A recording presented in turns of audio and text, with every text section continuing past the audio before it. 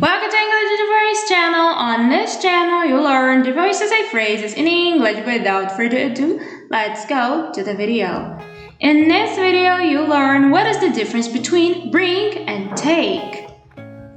Bring, definition, to carry something toward the speaker. I usually say it's the coming movement.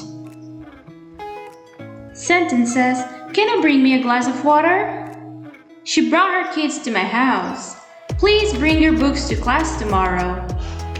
Take, definition, to carry something away from the speaker. I usually call it going movement. Sentences: don't forget to take the umbrella back to the store. He took the dog for a walk. I'll take the dishes to the kitchen.